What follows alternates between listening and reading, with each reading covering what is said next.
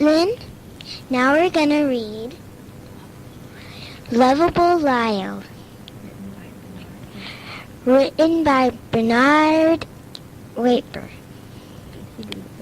And he drew the pictures too. Grandma's going to read it to you now. Hi, sweetheart. Starting with the first page. Everyone loved Lyle the crocodile. The Prim family with whom he lived loved him dearly, of course. And the bakery lady loved him. She always gave Lyle a cookie, his favorite kind, with colorful sprinkles on top. And Mr. Delight, the ice cream man, loved him. He always invited Lyle to climb aboard his truck and clang the bell.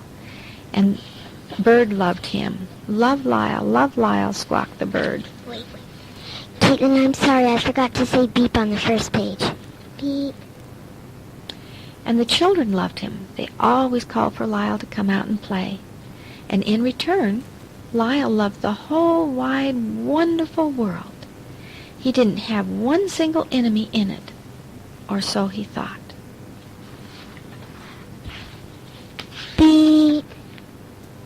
One day, quite mysteriously, a note addressed to Lyle was slipped under the door of a house on East 88th Street. Dear Lyle, Mr. Prim read to him, I hate you. I hate you more than anything. I hate you so much I can't stand it. And the note was signed, Your Enemy. Everyone was so surprised. Oh, how dreadful, cried Mrs. Prim. Whatever reason could anyone have for hating Lyle? Don't worry about it, Lyle, said Mr. Prim. Just keep being your wonderful self and try to forget that this ever happened. Lyle went off to bed that night, trying hard to forget. Still, as he switched off the lights and gazed down upon the empty street below, he could not help sadly thinking, somebody out there hates me. Beep.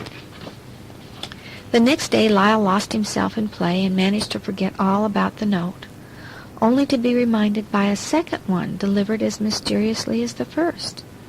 Dear Lyle, read Mrs. Prim, I hate you even more today than I did yesterday, if that is at all possible. And again the note was signed, Your Enemy.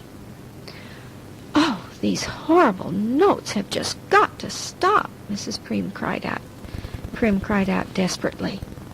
Lyle wanted the notes to stop, too. He was so unhappy about them. There were days he just couldn't be coaxed out of the house. He began to wonder if he was growing ugly.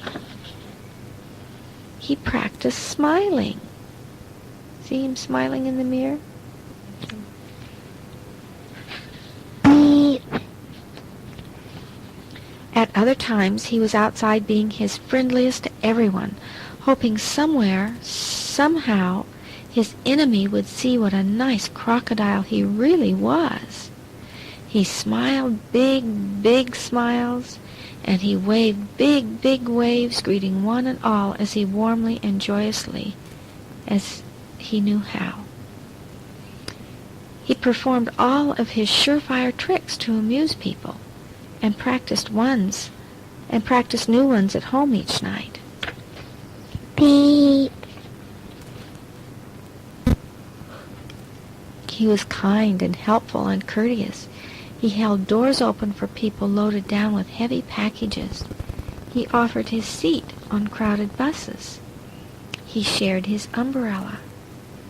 My, doesn't he have nice manners, one lady remarked. I've never seen anything like it, answered another. Beep.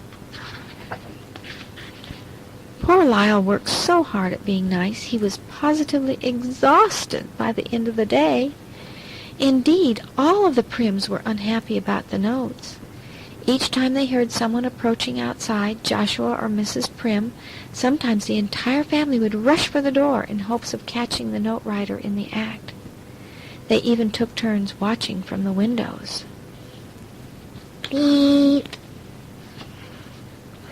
One afternoon, Mrs. Prim, Joshua, and Lyle came across the words, Down with Crocodiles, brazenly scrawled upon a fence near home.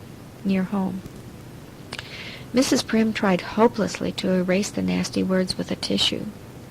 "Well, Lyle," she said, as they made their way home, "it seems no matter how much we may think we want to, it isn't always possible to please everyone or to be liked by everyone."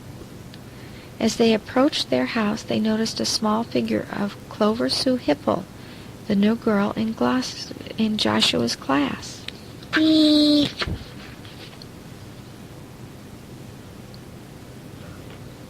By the time they reached the door, Clover was gone, but resting under the door was still another note.